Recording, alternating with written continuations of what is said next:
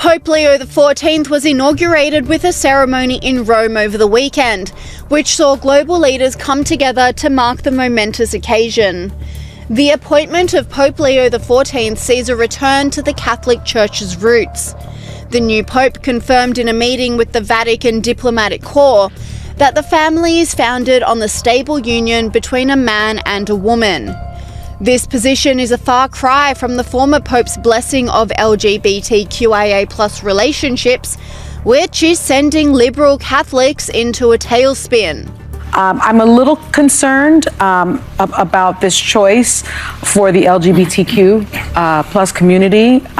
In 2012, he gave an address to bishops, and he lamented the popular culture fostered and sympathy for beliefs and practices that are at odds with the gospel, and that's a quote. And then he cited the homosexual lifestyle and alternative families comprised of same-sex partners and their adopted children.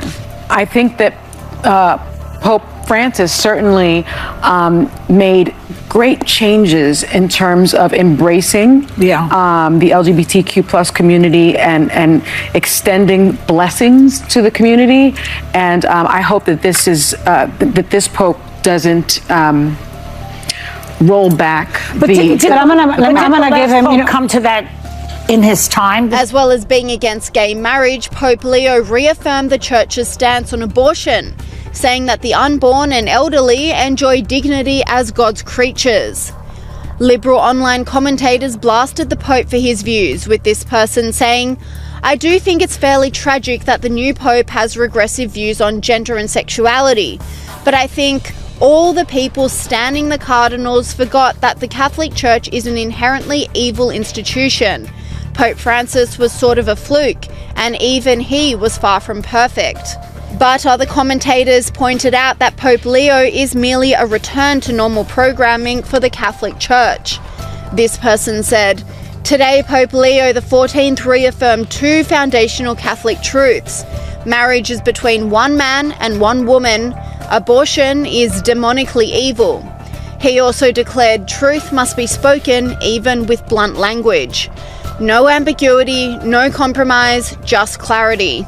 And whilst Pope Leo XIV holds the conservative views of being against gay marriage and abortion, he has publicly criticised Donald Trump and JD Vance for their views on immigration and deportations. Trump and MAGA are freaking out. The most powerful spiritual voice on earth just issued a direct challenge to the most powerful political voice in America, and he did it in front of more than 100 diplomats from around the globe. Pope Leo XIV condemned mass deportation that violated human dignity. He warned nations against treating migrants like disposable burdens, and without naming names, the message was unmistakable. He referred to cases like Kilmar Albrego Garcia. He also brought up Andrew Romero, a gay asylum seeker that was sent back to face abuse. Both cases happened under Trump's orders. And while President Trump celebrates deportation numbers like stock market wins, the Pope is calling this what it is, a human rights crisis. Pope Leo said, "We must never treat people as statistics. Every migrant has a name, a face, and a story." That was a shot across the ocean to Trump and Vance. This is the second time in a month that the Vatican has publicly challenged Trump's moral authority. And this was seen during JD Vance's meeting with the Pope for his inauguration, with commentators noticing some tension between the pair. This person said, "Zelensky is a first world leader to meet Pope Leo XIV, and JD Vance had to stand in line to talk to Pope for 15 seconds.